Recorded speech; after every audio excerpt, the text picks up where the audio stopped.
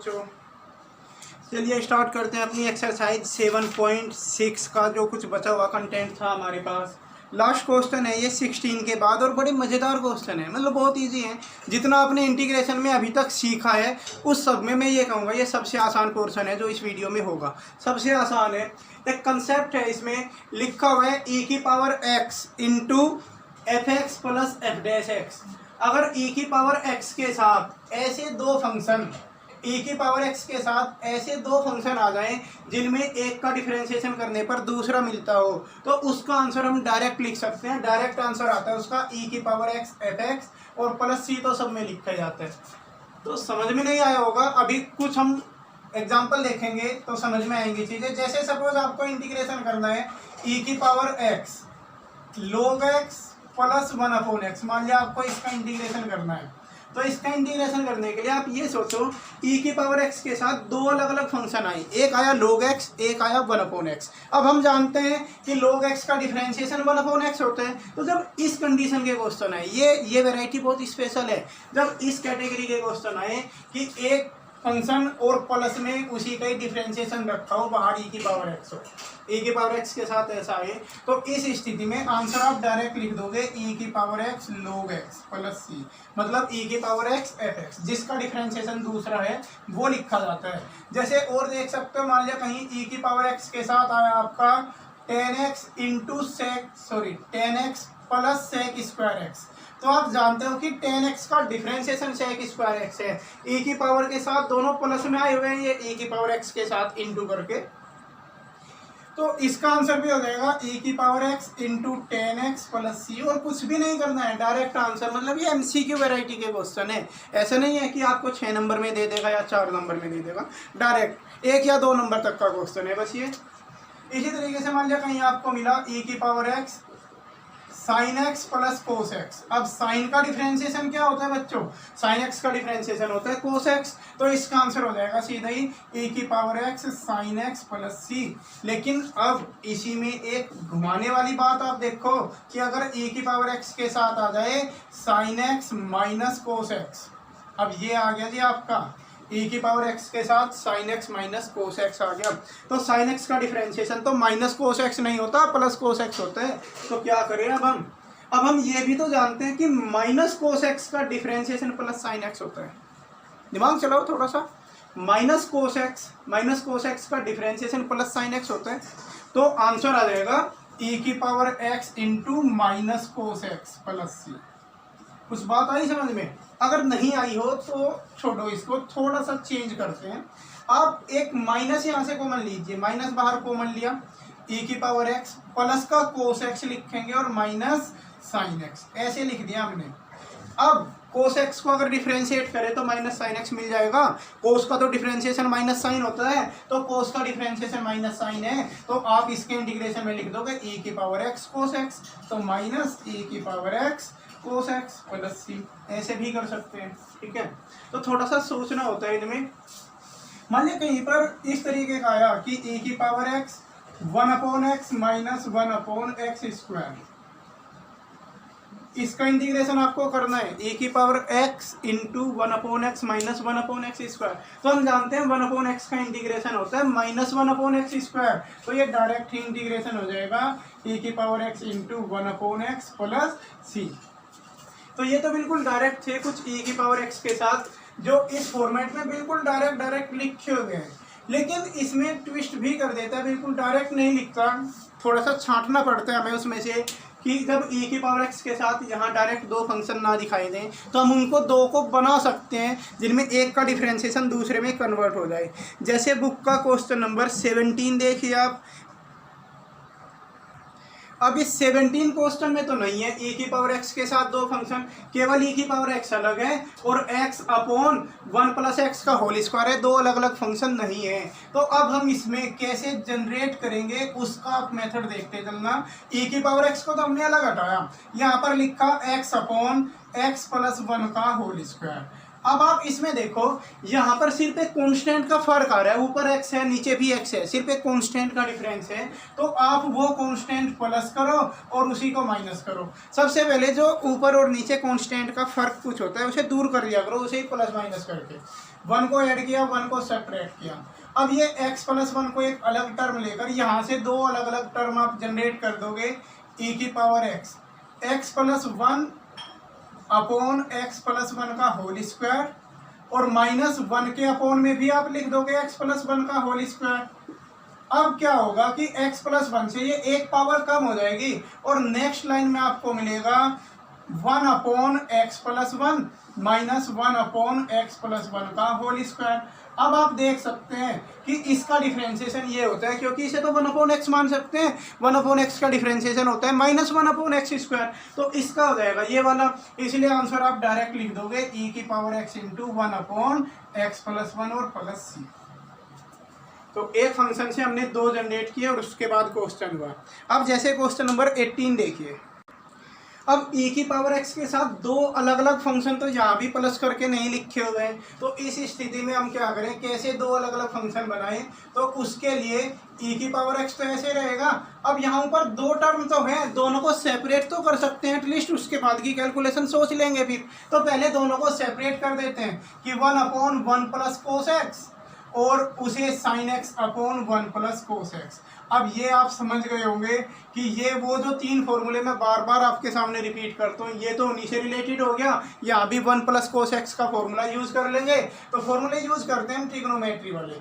वैसे भी ये ट्रिग्नोमेट्री है, हर जगह परेशान करेगी, मैथ में एक्सरसाइज कोई सी भी हो ट्रिग्नोमेट्री के फॉर्मूले जरूर आते हैं। 1 अपॉन ये हो जाएगा 2 कोस स्क्वायर एक्स बाई 2, और आप उसे लिखोगे साइन एक्स को 2 sine x by 2 cos x by 2, और इसका फॉर्मूला लिख दोगे 2 कोस स्क्वायर एक्स बाई 2। जैसे ही आप ये फॉर्मूले यूज किए, काट पीट होने के बाद यहाँ पर 2 से 2 कैंसिल होगा, एक कोस से एक कोस कटेगा, ये साइन अपॉन कोस यानी टेन बचा।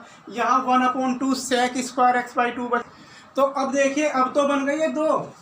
अब एक है टेन एक्स बाई 2 और एक है 1 upon 2 sec square x by 2। जरूरी नहीं है कि पहले एफ एक्स लिखा हो बाद में एफ डैश एक्स, आगे पीछे भी तो हो सकते हैं प्लस में। पहले ये एफ एक्स है, ये एफ डैश एक्स है।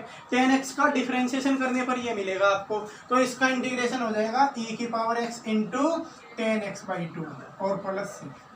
तो एक ये भी तरीका है।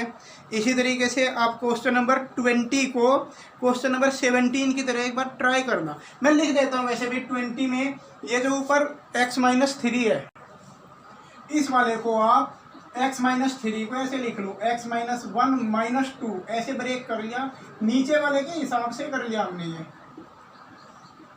कि नीचे x माइनस 1 था ना, ऊपर भी हमने x माइनस 1 जनरेट किया। अब ये टर्म अलग और ये टर्म अलग, उसके बाद दो अलग अलग फंक्शन बन जाएंगे, फिर इसे कर लेना आप। अब ये क्वेश्चन नंबर 21 बचा इस एक्सरसाइज का, बाकी आप इसके सब कर लेंगे। बड़ा स्पेशल क्वेश्चन है 21, अलग से याद भी रखोगे, मोस्ट इंपोर्टेंट भी लिखोगे इस पर, बहुत ही स्पेशल है। क्यों? क्योंकि यहाँ पर e की पावर x वाली टर्म तो आई हुई है, लेकिन इसके साथ दो फंक्शन बनाने की गुंजाइश नहीं दिख रही है हमें। इससे पहले सब में दो फंक्शन बनाने की गुंजाइश थी, लेकिन यहाँ पर खाली e की पावर x के साथ साइन x आ गया। तो ध्यान रखना, ये कैटेगरी बड़ी स्पेशल होती है जब e की पावर ax साइन bx इस टाइप के, या कोस हो e की पावर ax कोस bx, मतलब e की पावर के साथ साइन या कोस कोई सा आता हो, तो इसमें एक स्पेशल केस होगा। जैसे हम इस क्वेश्चन को प्रोसीड करेंगे तो समझ में आएगा वो। फिलहाल तो इसमें डायरेक्ट आपको मल्टीप्लाई रूल लगाना होगा, डायरेक्ट जो प्रोडक्ट रूल बता रखे हैं उसके हिसाब से, आइलेट वाला। तो यहाँ पर एक तो एक्सपोनेंशियल फंक्शन है और एक ट्रिग्नोमेट्रिक है। यहाँ पर ट्रिग्नोमेट्रिक है और एक्सपोनेंशियल है। आइलेट के हिसाब से ट्रिग्नोमेट्रिक को फर्स्ट और एक्सपोनेंशियल को सेकंड, मतलब ये सेकंड फंक्शन डिसाइड कर लिया हमने, और साइन एक्स का फर्स्ट, और उसके बाद प्रोडक्ट रूल लगाते हैं। तो जैसे ही आप प्रोडक्ट रूल लगाओगे, इस तरीके से आपको ये एक्सप्रेशन मिलेगी कि साइन एक्स को ऐसे रखा, फर्स्ट को ऐसे रखा, दूसरे का इंटीग्रेशन माइनस, फर्स्ट का डिफरेंशिएशन किया, दूसरे का इंटीग्रेशन। उसके बाद यहाँ पर ये e की पावर 2x बाहर 1/2, यहाँ भी है और यहाँ भी है, पूरे के बाहर 1/2 लिख देता हूँ। चलो आप या तो रहने दो, आप अलग अलग रहने दीजिए।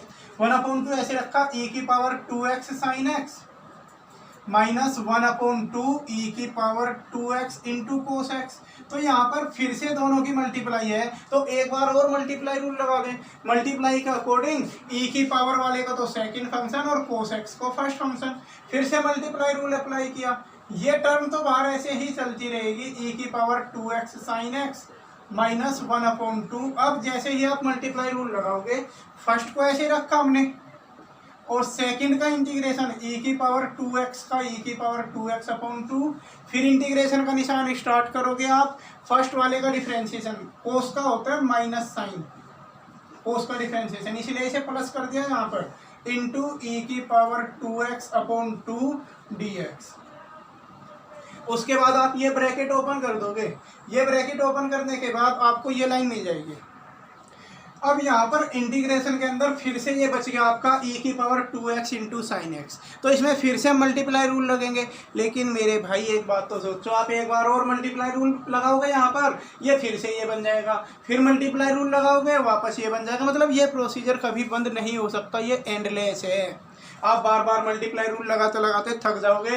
ई की power 2x into cos x, फिर अगर नेक्स्ट लाइन में बनेगा ई की power 2x into sine x. तो उसके लिए आप ये देखो ना, एक बार यहाँ देखिए आप, ई की power 2x into sine x, और ये भी किसका इंटीग्रेशन है, ई की power 2x into sine x. इसे हमने किससे रिप्रेजेंट कर रखा है, आई से। तो आप ये देखिए ई की power 2x into sine x, ये पूरा आई तो बन गया। मतलब जिसका हमें इंटीग्रेशन फाइंड करना था, ये वापस क्वेश्चन वहीं पहुंच गया, उसे आई से रिप्रेजेंट किया है, तो इसे भी आई से रिप्लेस करा दें। और आई से रिप्लेस कराने के बाद आपको ये लाइन मिल जाएगी यहाँ पर, -1/4 ई की पावर 2x कोस एक्स और -1/4 आई। उसके बाद आप 1/4i को इधर ले जाओगे, इधर 5/4i बन जाएगा, और ये लाइन ऐसे ही बनी रहेगी, और बाद में आप प्लस सी लिख दोगे। अब यहाँ पर ये 4 है, 4 से पूरी इक्वेशन को मल्टीप्लाई कर दो। 4 उधर मल्टीप्लाई में ले जाओ, यहाँ बनेगा 5i इक्वल टू, जैसे 4 की मल्टीप्लाई कराओगे ये रह जाएगा आपका 2 ई की power 2x into sine x minus e की power 2x into cos x और प्लस 4c। अब यहाँ एक नई बात समझिए, देखिए c में 4 की मल्टीप्लाई कराई, कांस्टेंट है, कांस्टेंट ही बना रहेगा। तो बुक में c नहीं 4c नहीं लिखा मिलता, आपको c ही लिखा मिलता है। इससे बच्चे बड़े कंफ्यूज होते हैं जी, बुक में तो 4c नहीं है, खाली c लिखा हुआ है, क्योंकि 4c, c, 3c, c² ये सब के सब क्या होते हैं, कांस्टेंट। तो एक कांस्टेंट खाली c से रिप्रेजेंट कर दिया जाता है। इसके बाद बाहर 1/5 ले लोगे, 5 से डिवाइड करके, तो फाइनल आंसर आपका इस तरीके से बनेगा।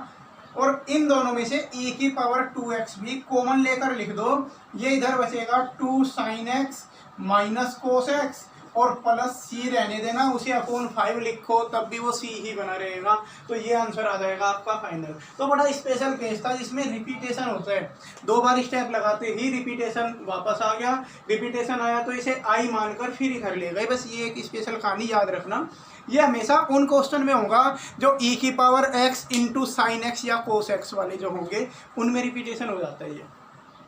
इसके अलावा इस एक्सरसाइज में जैसे 22 क्वेश्चन है, तो 22 तो सीधा सीधा दिखाई दे रहा है। 22 में लिखा हुआ है साइन इनवर्स 2x/1 + x²। तो अगर आपने इनवर्स ट्रिग्नोमेट्री पढ़ी होगी तो ये तो डायरेक्ट फॉर्मूला है मेरे भाई 2 tan इनवर्स x का। तो ये 2 × tan इनवर्स x का फॉर्मूला है। उसके बाद इसमें मल्टीप्लाई रूल लगा के इंटीग्रेशन कर लेना। ओके, तो मेरी तरफ से तो ये एक्सरसाइज ख़त्म हो गई। किसी को कोई डाउट हो तो मुझे मैसेज कर देना, मैं डाउट डिस्कस कर लूँगा। एक्सरसाइज 7.6 को कंप्लीट कर लेना यहाँ तक।